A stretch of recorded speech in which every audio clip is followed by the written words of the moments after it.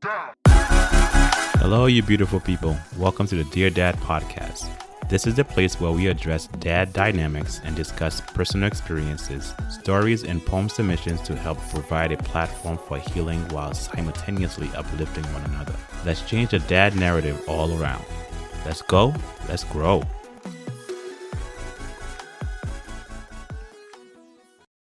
Hello, you beautiful people. Thank you for joining me at Dear Dad Podcast. My name is Bjimson Darius, aka BJ, and I just want to first and foremost want to thank my fans. I want to thank those that download the episode, that have listened to it from the beginning to now. Those that have listened to it one time and listen to it now. I want to just thank you. You know, I'm thinking about the concept that I heard on, I think it was a radio station or Instagram, or to say, just imagine how many people are listening to your episode. If it says 10, if it says 15, if it says 20 or 30, imagine these individuals are in the room listening to your podcast or listening to you speak. That's how much you are valued, and that's how much I value you guys. And I just want to say thank you. I want to say thank you again for continue to subscribing, continue to sharing, continue to just listening to my voice, continue to listen to what I have to say. To say this is to say to all of you guys, I'm just very thankful and I'm very blessed for your presence, and I'm very blessed for you individually and collectively. So again, thank you so much for subscribing. So far, season 4 is here, and we are hitting it hard. We did a couple of episodes that are personal. We did one that was personal for me as far as the sickle cell traits, which was very informative. My brother Farhan Desir was amazing, and I'm gonna have him again for the father section. But I just thought I could have just used him for this part for the sickle cell trait. I know something that I need to know. I know my community, my culture needs to know about it more. So therefore, I wanted to just have him on so he can just share that with us. But check out that episode with Farhan about what is sickle cell trait, and he would give you a lot of information. I put the website on there, and I put the CDC website on there just for you to get more information. And just for yourself, if you are interested in knowing more about this, do some more research. I know there are other people that have a presentation out there, or specialists that has more information about this particular topic. And, they can dive in. If you know anybody that's willing to come to this podcast and express more about this, that can give us more of an education part of it, or just give us a better knowledge of what it is and how do we contract it, or what do we need to do in the medical terms for it. So look up yourself. If you guys know anybody that's interested, or if you guys know a therapist that is willing to come to this episode or come to this podcast, I'm more than willing to have them on, because we need to have a therapist. I'm looking for a therapist to have on so I can ask some particular question and more or less dealing with mental health in our community for particularly males or fathers, whichever way you want to think about it. But to have a therapist on here. But yeah, if you guys know anybody that you can recommend, shoot me an email at deardadpodcast.com. You got me on Instagram at deardadpodcast. So just hit me up, message me. I don't mind if you guys want to have any conversation relating to a topic that we touch base on, or you think I should touch base on. Just hit me up, guys. I also want to give a shout out to all the dads out there, father figures, grandfathers, dads, great grandfathers, in early happy Father's Day, I would say. I am now currently a dad of 2. For those of you that do follow me, I am starting to post that up. So I am a dad of 2, and I am happy, and I am pretty much falling in love all over again. So my heart is not split in 2. It's just another section of my heart that's opening up, another chamber of my heart that's opening up, that I can love even more. So when he asked me, look, how does it feel to be a dad of 2? I just feel like it's like it's falling in love all over again. But yes, I am a dad of 2 now. I have my son. I have both of my sons. So I didn't have a girl. I have a boy again. But it's a blessing. I absolutely love that. So I want to say happy Father's Day to all the dads out there for what you guys are doing, the amazing job that you guys are doing. I believe in you, and keep doing what you're doing. Be an example, be the best version of yourself, and continue striving forward. I am proud of every last one of you guys. So a huge shout out to my dad, a huge shout out to my brothers, big brother P, my younger brother G. You guys are doing a phenomenal job as dads, and I just wanted to give you guys a shout out early.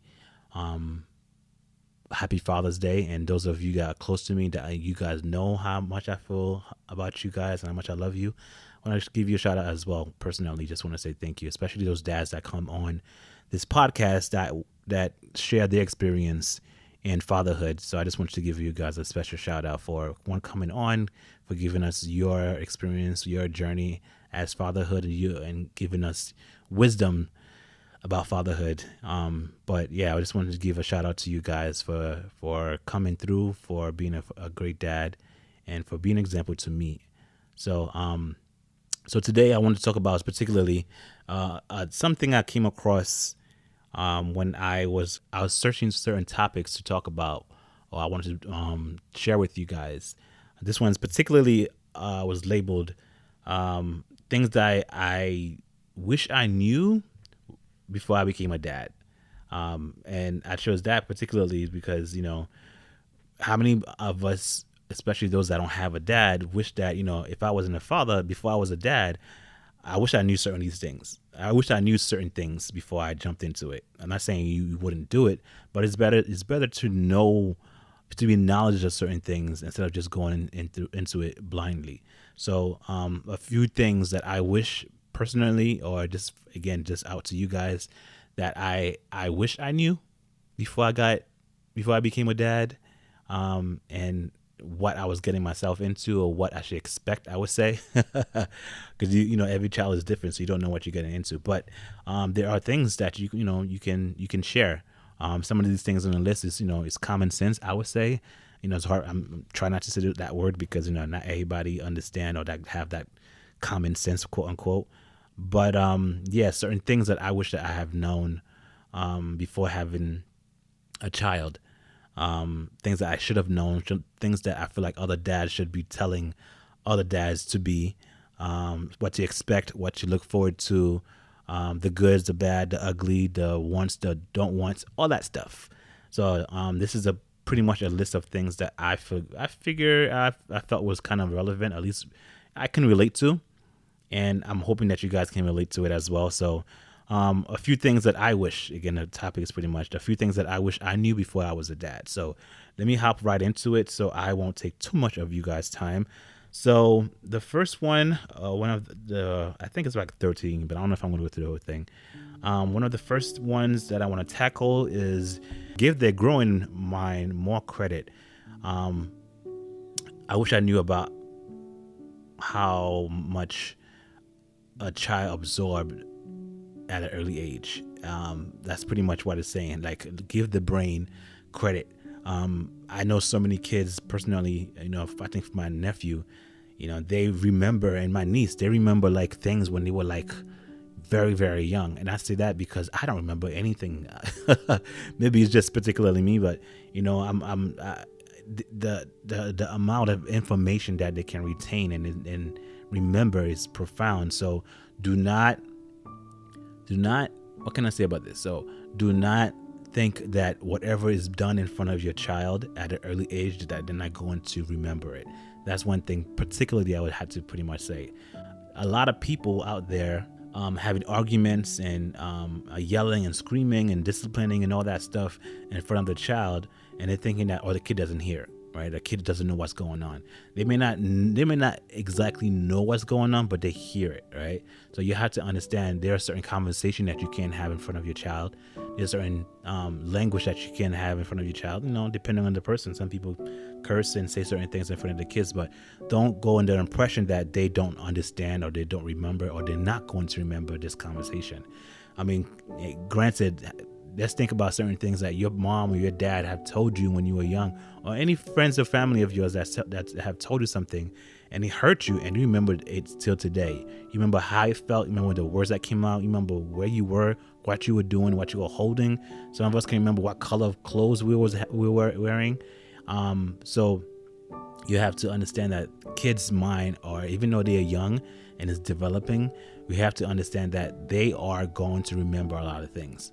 But more than that is not only if they remember, but the long-term effect that is going to have on them if they are impacted negatively, right?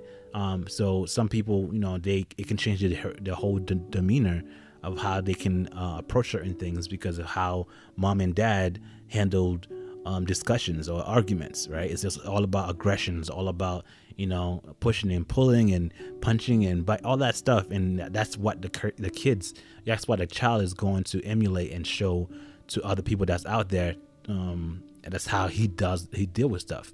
I've went out with one or two individuals that the people, they had anger issues, right? They have the way they deal with discussion or misunderstandings, or a way of developing things is just arguing or it's aggression. And I'm not a person of aggression, but it's hard for me to just like trying to fight someone that their natural being or what they've taught is just argument, and argument is a okay thing. That's what they've learned.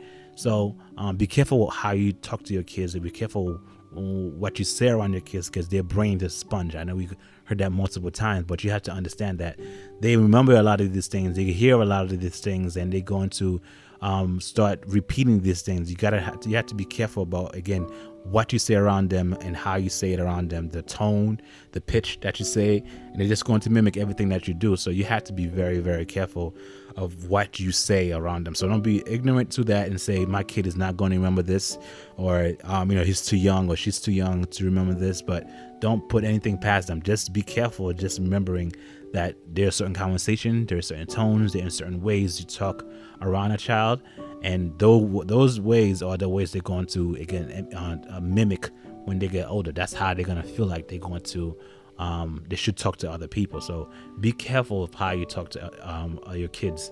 Remember that they will remember a lot of things. My nephew per se remember a couple of things that I'm just like, how do you remember that? Matter of fact, my brother was telling me that. My older brother was telling me his son, my nephew, remembers certain things when he was just like, a few months old, maybe a year old. And, by the time he's like 3 or 4 years old, he's like, oh, I remember when we went here, it was this time or this time. It was kind of amazing that he can recall that, at an early age, that he just like retained that. So if he can retain a place that he went to, he can also retain the conversation that you're having, the way you're talking, the way you're acting. He's going to remember that as well. So be careful. That's all I'm pretty much saying. Be careful about the kid's brain, your child brain, and trying to let them know that, they don't, thinking that they're not going to remember what you said. So the next one on the list is pretty much saying time goes by very quickly. The next one is time goes by very quickly. That's one thing I guess you won't know until you have a child. You won't have a kid on your own, start realizing these things, how fast they grow and how much you're growing. I mean, it's always going to be a growth thing, but you will see their development faster than you can see yours. Because you go look at pictures, you look the same, but you look at a picture 3 months later, you look the same, but they're growing. It's because they're growing faster. Your growth had already stopped, and you're just getting older. But for them, they're gonna go faster. So time goes by fast. So capture everything that you can: photograph, videos, go to events. Whatever it is that you can do to collect those memories. Remember that it goes by quick. I know some people was talking about, especially when those that have kids, dads that have kids, just saying, look, it was like yesterday that I just like was changing diapers, and now he's graduated from, high school, college, high school, whatever it is. And, you just try and think like, where did all this time go? So you have to understand and know that time go fast. So make use of it. Know what you want to do with your child, trips and games and all that stuff that you can do with them, so you can remember these things, right? So you won't have to reach an age and say, oh man, I wish I could, I wish I did, I didn't get the chance to. But if you timing it and know that you're not going to have those time again, just take advantage of it. Just like, again, fill it up with happy memories, fill it up with intentional memories, intentional things that you want to do. And I think that's another thing that's going to be on the list: being intentional about certain things that you do, setting traditions so they can start that again. One thing you might hear me say over and over again in this episode is just that You got to be a foundation for your kids. You got to be a foundation for your child, because you are the first example of how to act, how to talk, what to do. So if you act a certain way or do certain things, they most likely are going to mimic what you do. I know some parents have the tendency to say, don't do what I say and not as I do. How many of us, even personally myself, we mimic what our parents do and not what they say, right? It's action. Your actions speak more volume. Your actions speak louder than your words. So you have to be careful about your actions. So you're not gonna say don't do this, but yet you act in a certain way. So if your kids see that, they're gonna do what you do. So scratch that, do as I say and not as I do thing out your mind. But just remember, again, just remember that there is a limited amount of time that we have with each other. If you count the days of between the time you have them to the time they go off to college, it's not that much. I know I think it was a time when somebody was saying, I think there was an Instagram post that says, you have X amount of Sundays or Mondays with your kids, and every time that week passed, you just losing one. And once they go off to college and get married, that's pretty much it. You're not spending time with them. They got their own life to live, just like we have our own life to live, to split up from our parents. But time goes fast. It goes fast. I have my son right now. He's 3 going to 4. My 1 week old son is developing so quick. Day 2 or day 1, he's moving his head. Day 2, he's already opening his eyes. He's already eating almost a whole 2 ounce, you would say, by the end of the week or so. Like, it's just so quick, right? And I don't remember that my son went through that. My first son, I don't remember him doing those things. Just certain things I would say, okay, my oldest son did the same thing. My younger son is doing the same thing as well. But for the most part, I don't remember, because I don't have the capacity to remember all these things. But because I know I don't have that talent of remember everything, my best way of recording these things is either talking about it on the podcast. I would do video vlogs on our other channel, Darius Destinations. We do events, whatever it is. I record. I find a way to record on my phone or whatever it is, some audio of my son just saying Jesus loves me, whatever it might be, just for me to just like reference those times, to just like, okay, it passes, but I have a record of it, so I can go back to it and listen to it as much as I want to. And that's also part of this podcast. I can use this to just listen to it, my thought, my mind frame, where I was right now, and just see if it's positive, it's negative, and just reference towards it. But time is just, we don't have that time. We don't have time in our hands. It's going. But for what we can do with it is up to us, right? So we have to know we got to be intentional. We got to do things that's going to be positive, that's going to have a positive future outlook on life. The way we act, the way we talk to others. It's just, we have to be careful about those things. But I'm probably jumping ahead. But let me just go to the next one. The next one is, there's never enough space. Yeah, there's never enough space. This is particularly referencing how much space that your child takes in your life, physically and emotionally. How much space is the bassinets, it's the cribs. There's places that you gotta have to, storage the diaper storage. And you turn around, the entire room is pretty much catered to a child and not for you anymore. Or it's not for you anymore. So it's weird. So we have to keep thinking how much of the space that kids take, especially a first time dad. Remember that that kids take a lot of space. What was yours now is not yours anymore, right? What was ours between you and your wife or your girlfriend is not there anymore. So it's now it's this open space we call it a community space. So anybody can come, can sit, can walk, can watch, can eat at the same spot. So you don't have to. It's nothing private anymore. The amount of attention that's needed for a child is ridiculous. That's a lot of sacrifices that you have to understand, that you have to give. Some people don't know that's how much they have to give, but you have to mentally be ready for that. How much time that's being taken away that you have to cater to.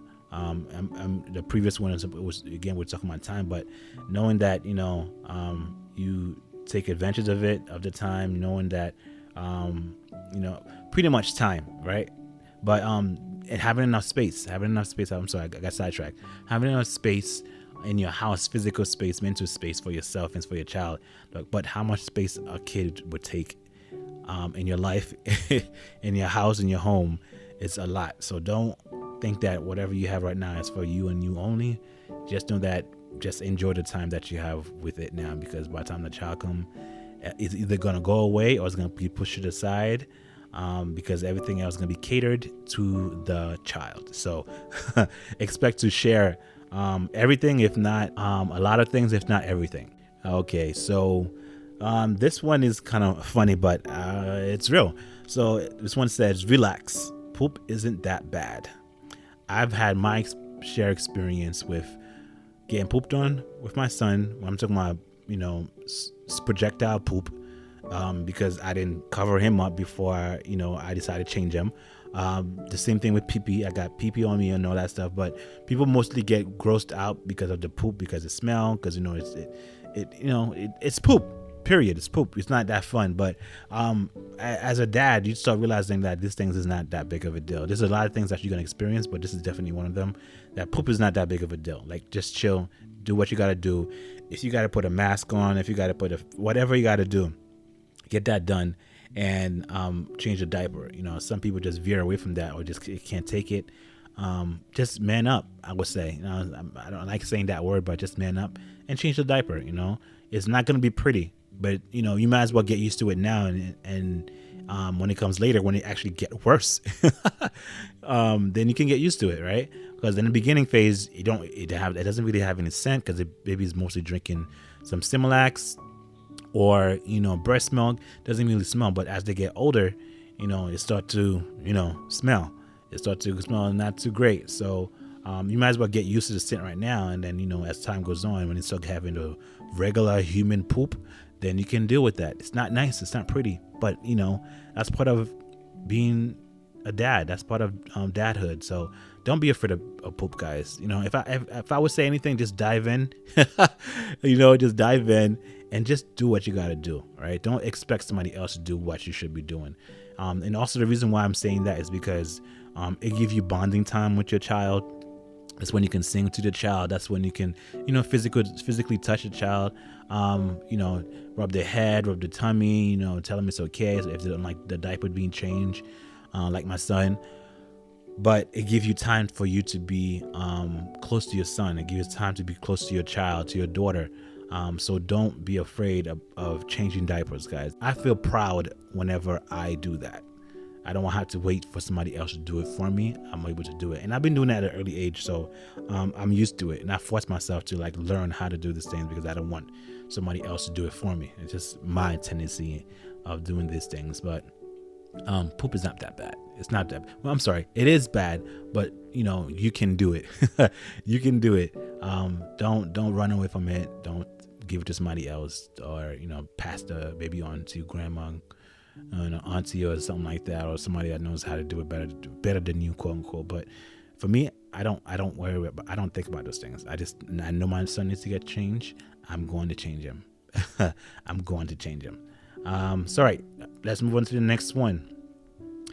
Not all arguments need to be won. This is for marriage.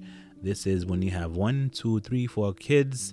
And I think you could take this pretty much in everywhere in your life. But as new dads, know that conversation you have with your child when they're a baby and when they are older, it's not about winning an argument. For me, it's not about winning. It's about understanding what the other person is saying, or trying to make the person understand what you're saying without yelling and screaming. Those are just, communication cues that you can try to look into, but not pointing fingers and not trying to be rebellious, or don't try to be, that's not rebellious. Don't try to be revengeful. Just always trying to listen, actively listening and stuff like that. But for first time dad, I'm really gonna hit home and say, I'm really gonna try to pin this down and say that arguments is not something that you're trying to look to win, especially a dad. You're gonna notice that you're gonna let a lot of things go because it's not worth holding on to. you're gonna let a lot of things go because it's not something that you need to hold on to. You're gonna be like, there's better stuff or meaningful stuff that I need to discuss or I could get mad at, instead of trying to win every arguments and every conversation. It's not about winning. If you're going in it to win something, you already lose. So it's arguments with your child, with your spouse, and with your child. Just find a way for you to know how to communicate, how to talk. And it's not about arguing, it's about communicating, proper communication. Talking to the person, and acknowledging what they're saying and taking in what they're saying, repeat what they're saying. It's just an art. There's an art to it. So you have to put in that work. You really got to put in that work. But number one thing, you got to know that if you're going in to win an argument, or you're going to have an argument and to win that, you're already losing. You're already setting yourself up for, I would say failure, but for a hard and unhealthy relationship with your child, even with your spouse. So it's not about winning. It's about how can you better communicate, and how can you say what you have to say without putting the other person's down. Okay, so number 6, it's okay to ask for help. I can honestly say I've asked for help for almost every avenue of my dadhood.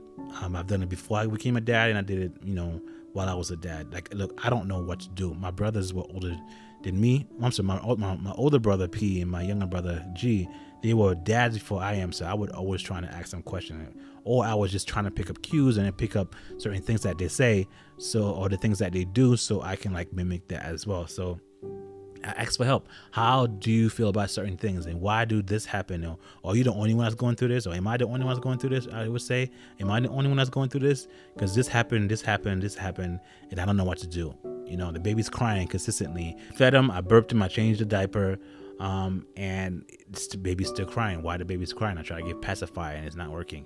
What do I do, right? Because those things can be frustrating. Even me, I'm a dad of 2. I already had a son already. But, every child is different. My son right now, he loves to eat. My second kid, he loves to eat, and he needs to eat when he needs to eat. He wakes up, and the first thing he's looking for is to get fed. If he's not fed, he's not anybody's friend. Those are almost the 2 times I would say my son really cry, is when his diaper is being changed. He doesn't really like that. And when he needs to eat. So he likes to eat, which is always a good thing for a kid that likes to eat. But ask for help.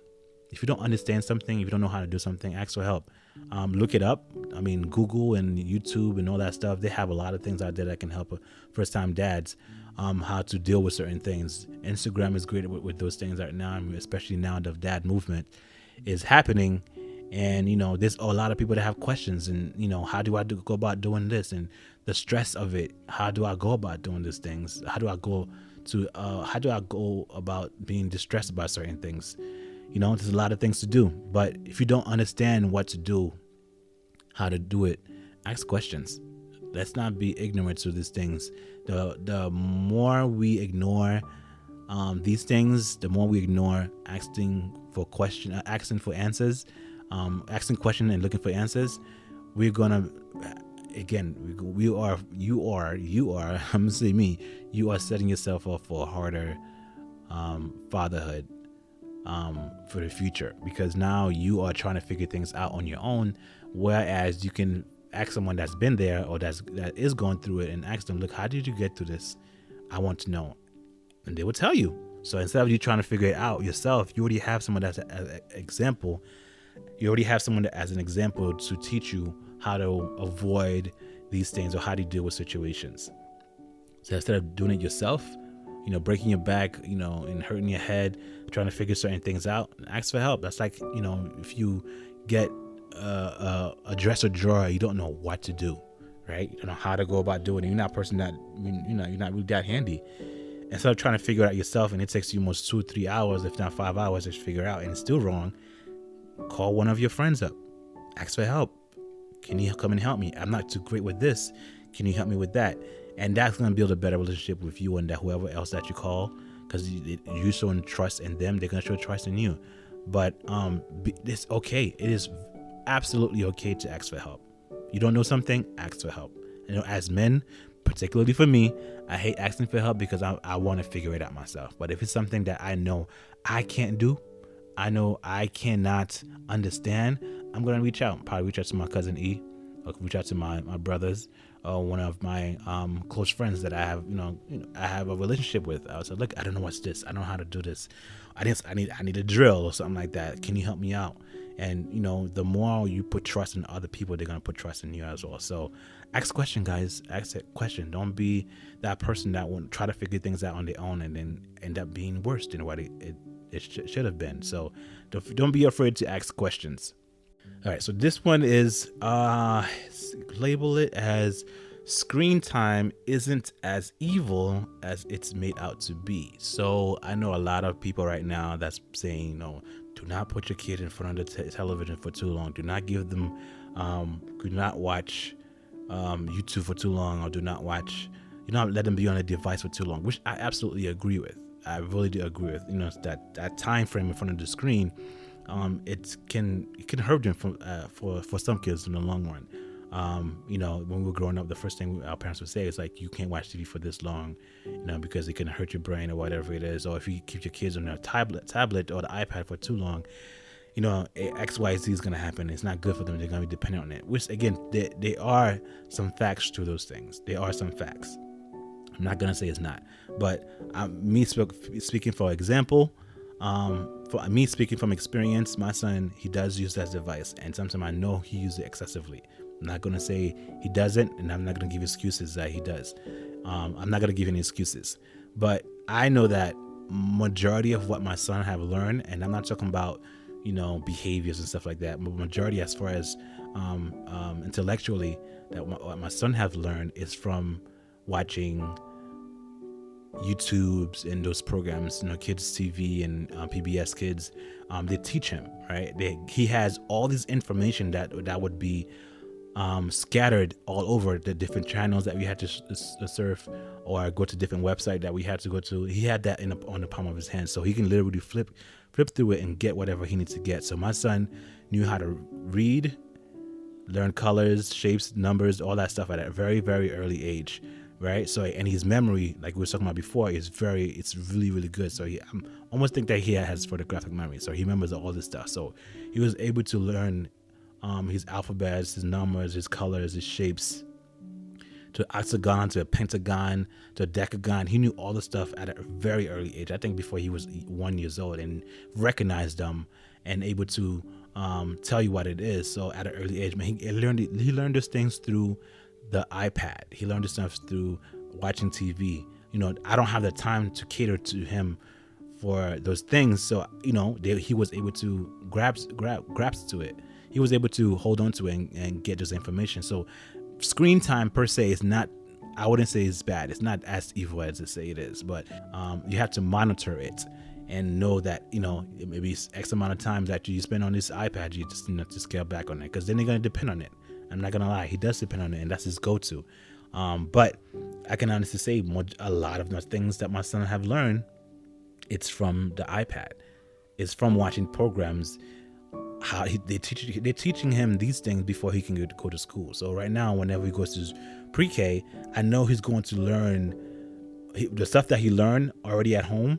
He's gonna be advanced whenever he goes to school, and that's what I'm trying to do. So he knows how to write his name, he knows his address, he knows mommy's phone number, he knows daddy's phone number, daddy's first name and last name.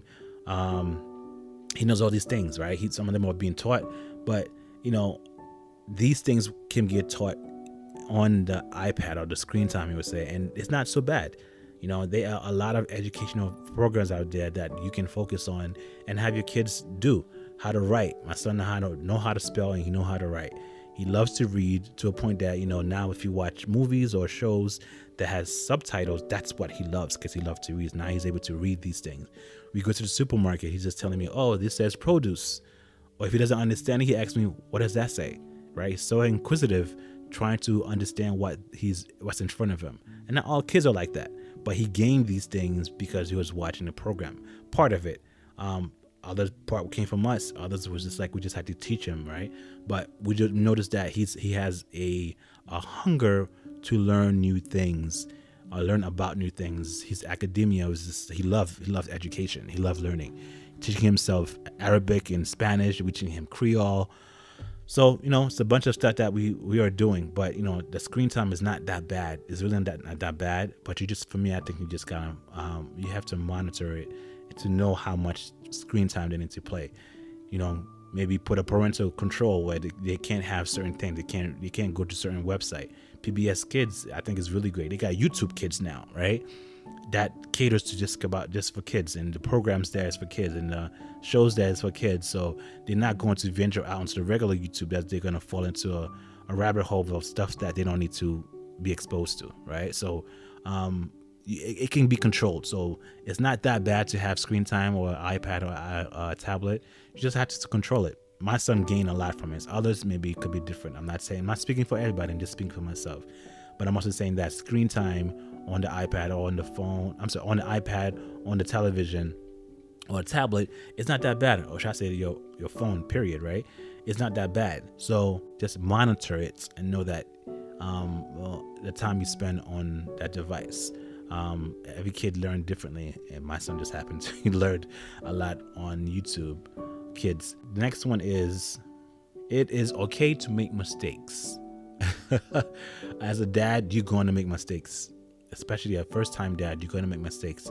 That's where, if you don't understand certain things, ask questions. You're going to make mistakes. You're going to overfeed your son. You're going to forget to do certain things with your daughter. You're gonna maybe not put in the socks. Maybe not swaddle your child as when they're supposed to be. I know when I first got my son, I think the first week or so, and he was born in the summer, so it was very, very hot on the place that we was living in, and I had the AC on, and I think he was a couple of days old, and he was on the bassinet next to the bed, and my wife woke up sporadically and looked at him, and he was a little bit blue, because and that was my mistake, because I can't sleep in the heat, so I put the AC on. My mistake was that I wanted to put the AC on because I was hot, but as a baby, what I was taught was that babies cannot regulate their temperature, so they don't get goosebumps, they're not sweating, and so therefore they can't regulate their heat. They cannot increase it or decrease it. So that's why we bundling them, put a hat on them or the gloves on their hands, because they need to regulate their temperature. They can't do it. That's why we have to be careful about that. So I woke up, my wife woke up, should I say, and my son was a little bit blue. There's a little bit transparency. My little was a little bit blue. So my wife was like, turn off the AC.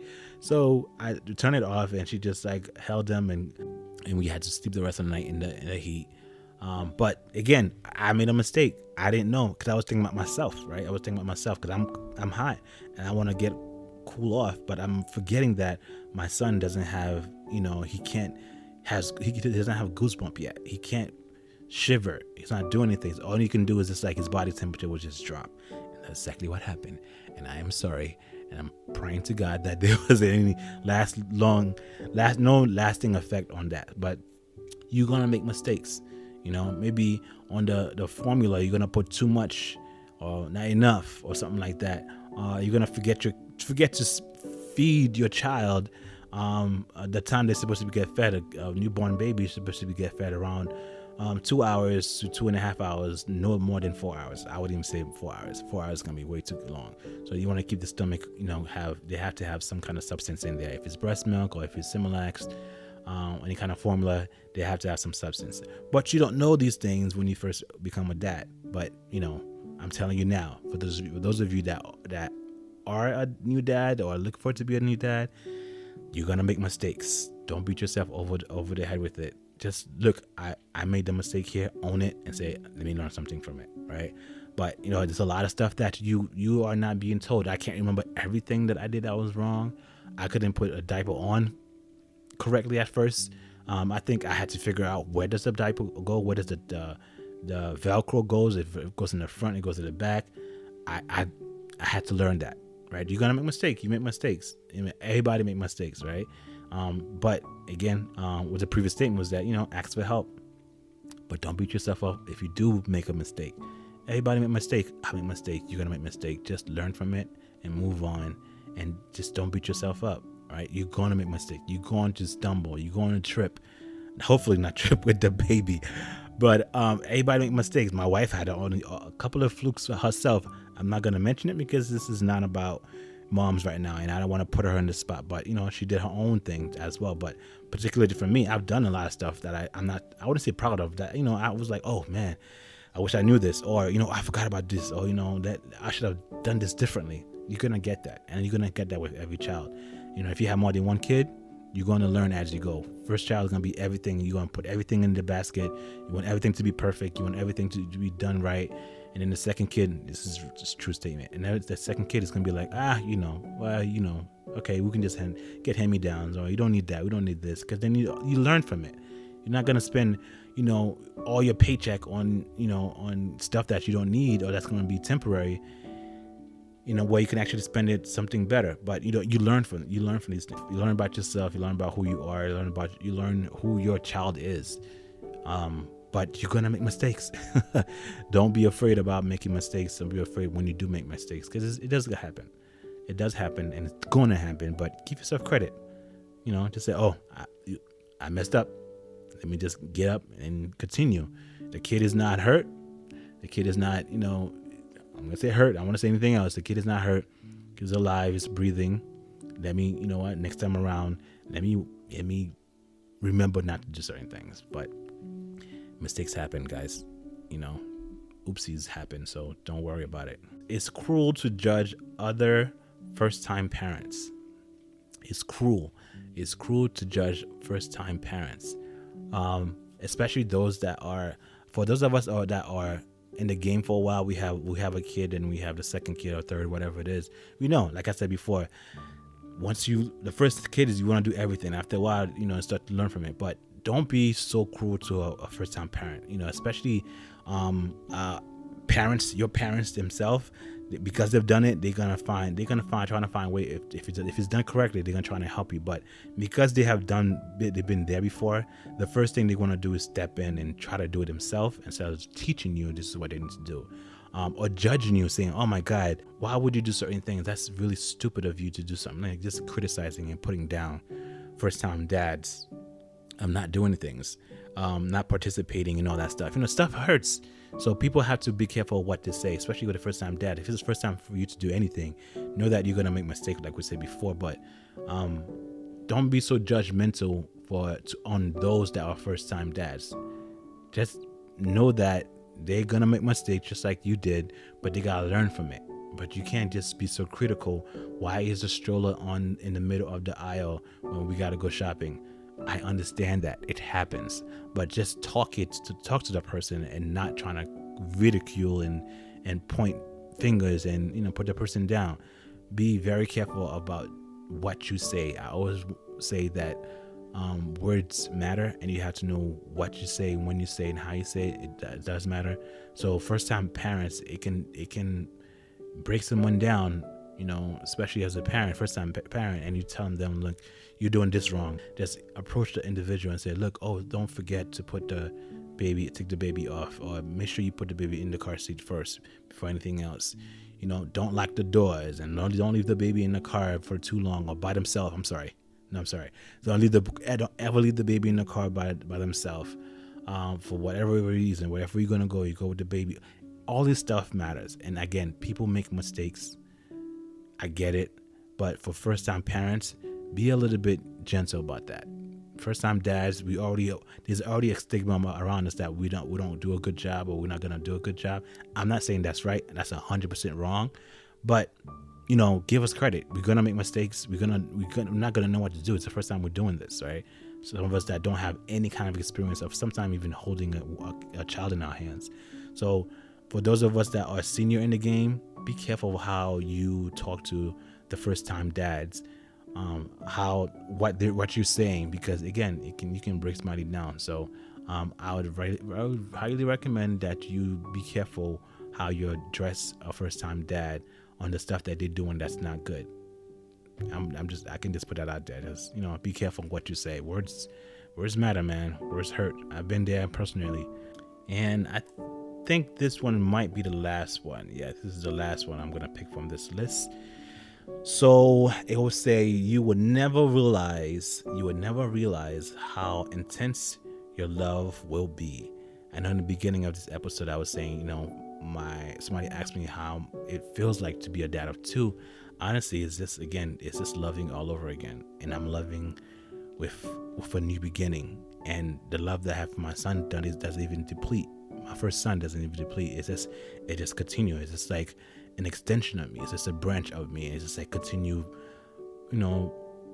gushing, continue blossoming, and I love that. So to all first time dads, those of you that are investing in your child and that's paying attention to their behaviors and being intentional with being present in their life, you will realize how much love you have for your child. You'll realize how much care and understanding and compassion you have for your child.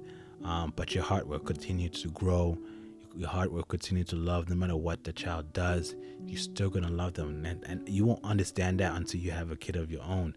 So for your first time dad, just allow your heart to be open and know that it is for a good reason.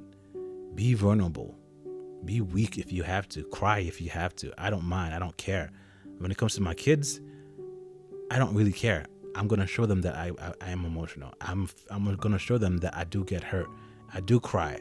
I'm going to show them that because I want them to know that it's okay for them to show that part of them. Growing up, I didn't get that. And majority of us, especially my age, my generation, don't really get that. Society have this stigma against men and women.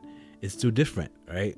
A girl can fall down and you get consoled, you get rubbed and say, baby, okay, what's going on? Kiss the boo-boo.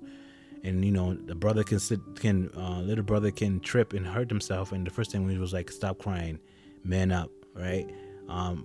Crying is for girls. So we're taking that power away, and we are growing unhealthy kids. So know that your love is going to grow. It's going to be different from the way you love anybody else in your life. Your parents, your siblings, your wife, your girlfriend. It's going to be completely different. When you become a dad for the first time, know that your heart is going to double. You're going to feel a love that you never felt before, honestly, and know that it's going to continue to grow and it's going to continue to get better. So allow yourself to love.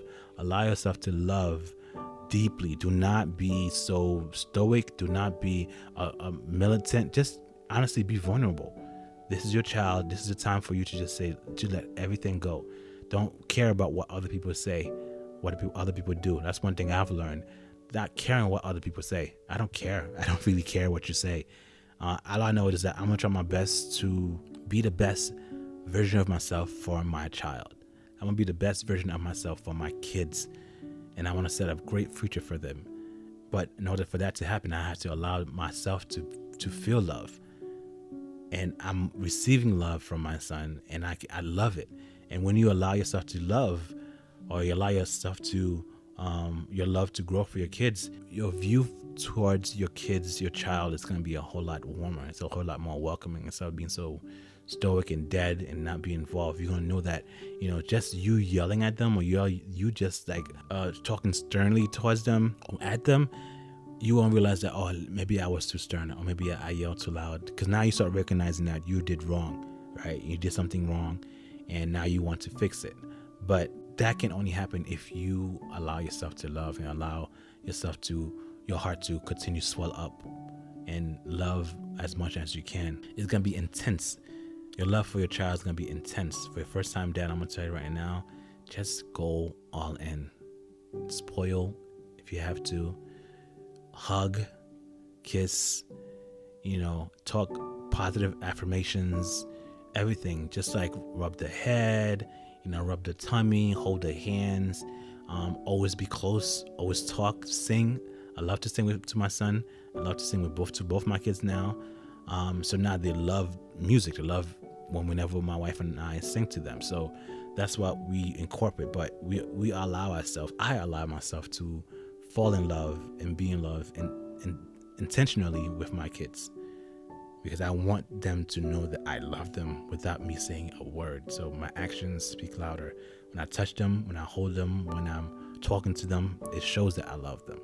And the only way I can show that is if I allow myself to be engulf in love. You know, I feel like I'm redundant, but I'm serious about this. So let's be different from what our previous generation of men were, or fathers or grandfathers. If those of you that had great examples, you are exempt from this. I'm talking about those of us that don't have example or didn't have examples of good dads, and now we have the privilege of being a dad. So now we want to be different.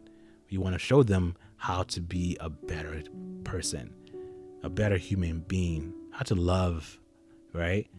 It's okay to cry. It's okay to show your emotions. It's okay to just be vulnerable.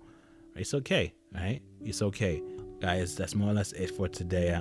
That's what I want to bring forth to you guys. Topics for new dads. Those of you guys that's going to be a dad for the first time and not knowing what to expect, I say to you, reach out and talk to other dads. Do your research. Just like if you were getting a job interview, you do your research about the company. Do your research. Ask dads. Be in groups. Be in Zoom meetings that have other dads out there. Ask questions. Google stuff. YouTube stuff. Go to Instagram. Ask other dads. Like, I'm a new dad to the game. What should I expect? And I'm pretty sure you're going to get some really good answers right now. You're going to get really good answers. You're not going to get some arrogant or stupid questions or stupid answers. But you're going to get some really good hardcore answers from real people. Real men out there, real dads. So for those of you that are going to be dads for the first time, embrace it, guys. Embrace the love. Embrace the opportunity to be able to pour into someone that you're going to make a difference in their lives. I hope that you guys learned something from it. If you guys have any questions, comments, send it to me. Email me at deardadpodcast@gmail.com or hit me up on Instagram. We're also on Facebook too. I don't know, I'm neglecting Facebook, but we're also on Facebook as well at Dear Dad Podcast. And look us up. If you have any questions based on these particular subjects that I hit, there was others I just feel like was relevant. It wasn't relevant to me, so I couldn't touch base on it.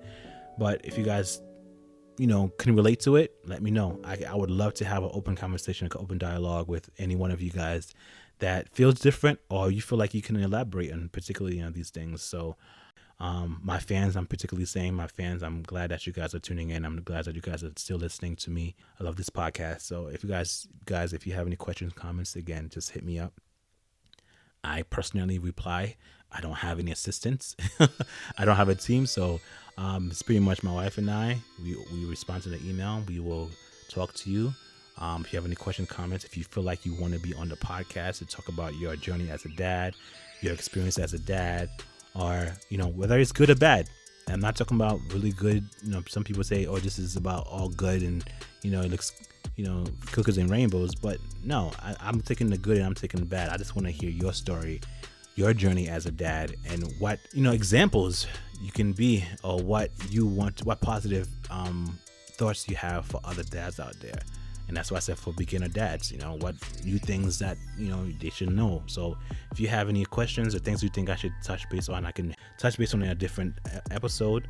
But let me know. Again, drop me a message. If you feel this episode was it's not relevant to you, or you feel like it didn't mean anything to you, I do apologize. For those of you that do feel like it hit home, please share and talk about it.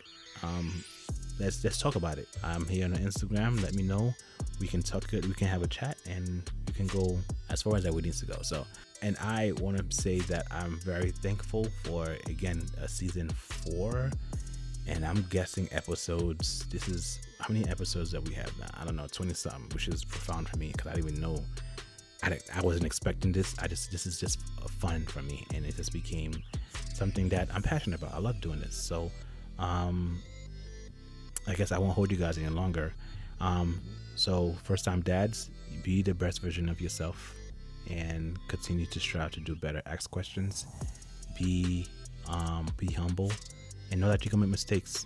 Ask for help. So again, I do apologize. I am not going to hold you any longer. I will catch you in a few. Bye.